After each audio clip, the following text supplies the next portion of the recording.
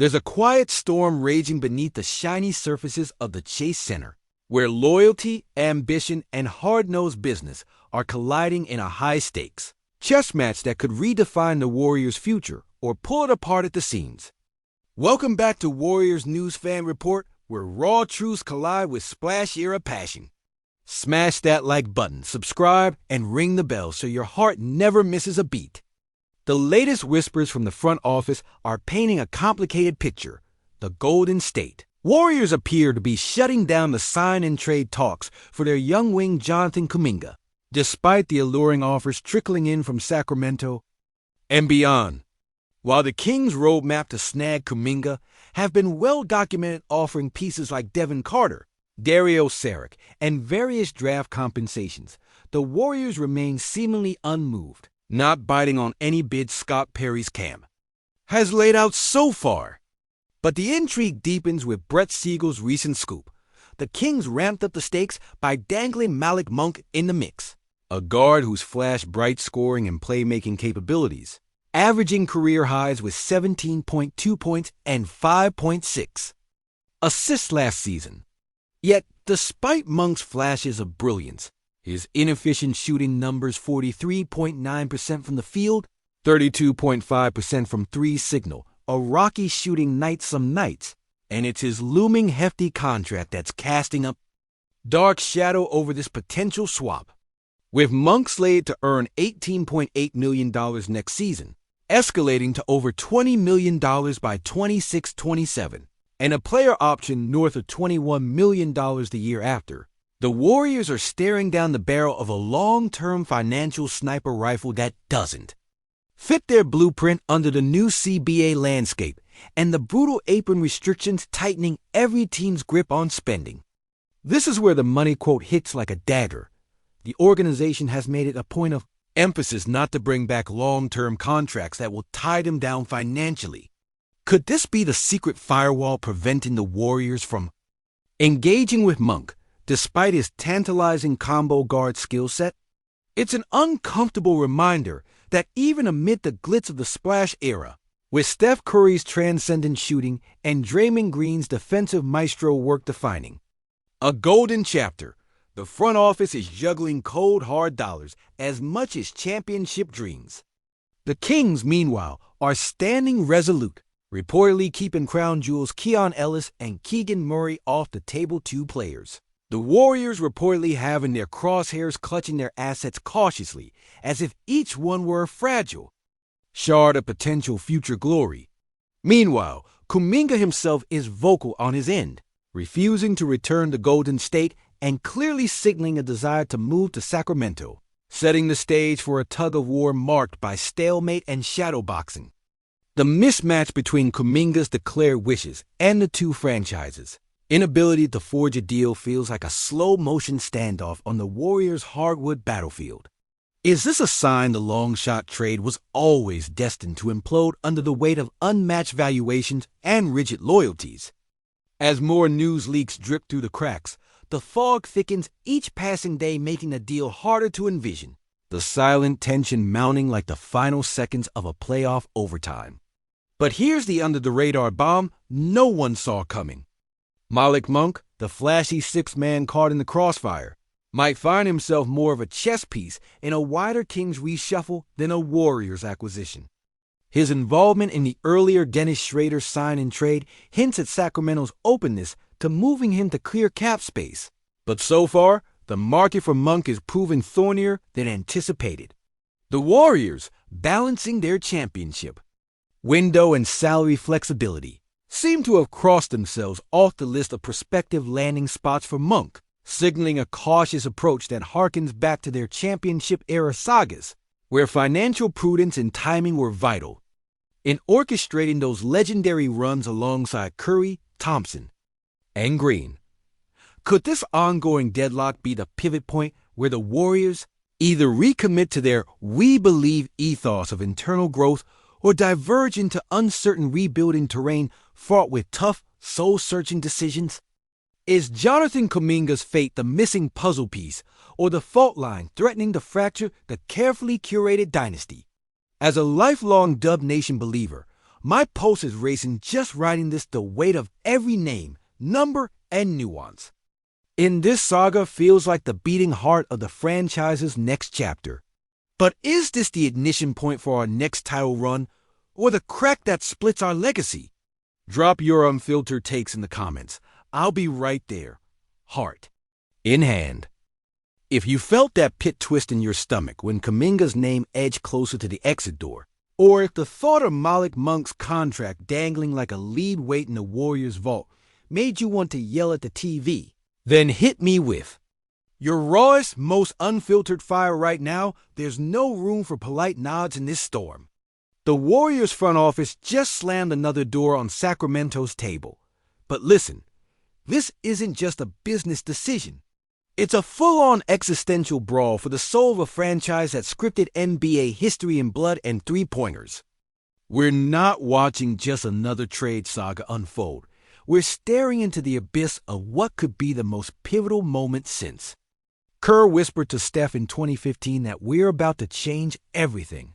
Jonathan Kuminga isn't just a young wing with blazing potential. He's a symbol of the present versus the future, loyalty versus ambition, chaos versus order. His refusal to lace up Golden State gear again. That's a bombshell throwing seismic waves through the locker room's foundations. What's happening behind closed doors with the coaching staff is pure pressure cooker madness. Imagine Kerr, always the composed chess master, now wrestling, with a lineup that's shifting under his feet. Moody's flashes of hope, Wiggins' inconsistent heroics, and Kuminga's icy silence all clash like raw lightning bolts over the West Coast skyline. Does Draymond's fiery, unfiltered voice still anchor this crew? Or is the simmering uncertainty gnawing at even his ironclad resolve? And Steph, oh man, the man is a legend carved out of sheer will and limitless supply of threes, but even he can feel the weight coursing deeper than the rings on his fingers. The pressure to squeeze every last drop of greatness from this squad before the salary cap strangulation and age wear thin is strangling. The front office's refusal to get tangled in Monk's contract is a signal flare that financial pragmatism has taken center stage over flashy desperation. Remember the summer of 2019, the splash party? This feels like the flip side, cold eyes and calculus overshadowing passion and potential. A balancing act so tight it could snap the whole dynasty loose. What if that's exactly what's brewing? The we believe underdog magic that steamrolled into 3 championships is now up against a wall so brutal it dares to unmake what was once unstoppable. The Kings' iron grip on their young treasures like Keegan Murray and Keon Ellis only amps the mystery. These aren't mere players in a deal. They're talismans of some future the Warriors may no longer reach by the road they're on. The battle lines stretch beyond Kuminga and Monk.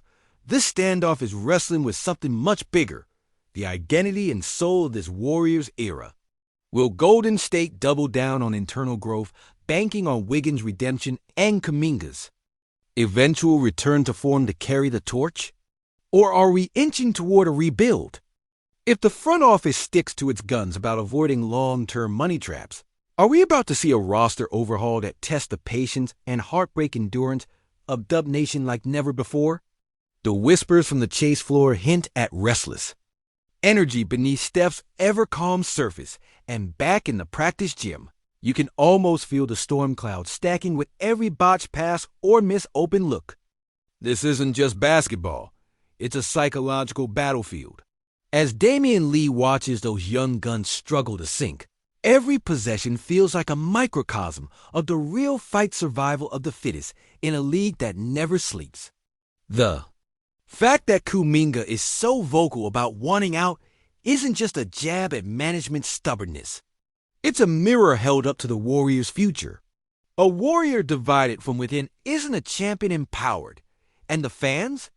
We bear the scars of every lost game, every fatal final minute, every what if etched deep into our hearts.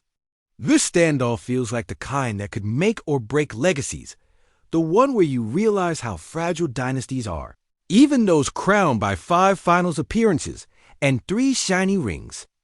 The Chase Center's polished floors might hide the tension, but you can see it crackling in the sweat-drenched eyes of the supporting cast, in the cautious optimism of rookie Kessler Edwards, and in the relentless grind of Kevin Looney Lass. Years unsung hero who's now battling to keep the core intact while the periphery threatens to crumble. Is this the crossroads where the Warriors throw down their chips on faith and chemistry, or fold early, setting off a chain reaction of trades and drafts that could redefine the Bay's basketball landscape for the next decade? The possibility that the Kuminga impasse is signaling a deeper philosophical schism in the front office is chilling. Are they locked in the pursuit of perpetuating the splash-era glory? Or is there a pragmatic shift toward trimming payroll, resetting, and patiently waiting for the next wave? Because if that's the case, Dub Nation might be bracing for a drought and era of painful patience, much like the 2011 days when we believe was just a prayer. But if that patience exists, is it even a choice when the pressure cooker is this hot? Steph's legacy is no longer just about buckets. It's about stewardship, about shepherding a team that's no longer built purely on old glory. How much of that mantle can the front office bear before cracks widen and fractures become fractures we can't repair? And Draymond, this is the guy who has reinvented his game countless times, who's been the emotional heartbeat, the defensive anchor, the vocal leader. What is he thinking amid these swirling rumors and internal power plays?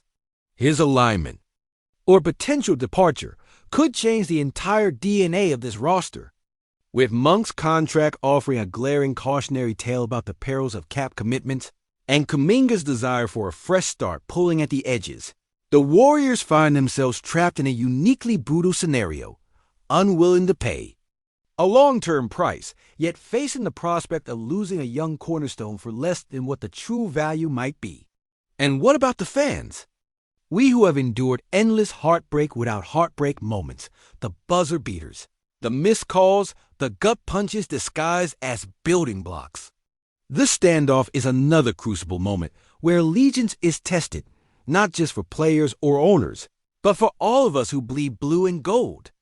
As a diehard who has lived through the high of Curry's 2016 MVP run, the agony of the 2019 Finals loss, and the triumphant Broadway nights of 2022, I feel it deeply. This tension's electric, straining at the seams, demanding answers we might not get until the next trade deadline or draft night.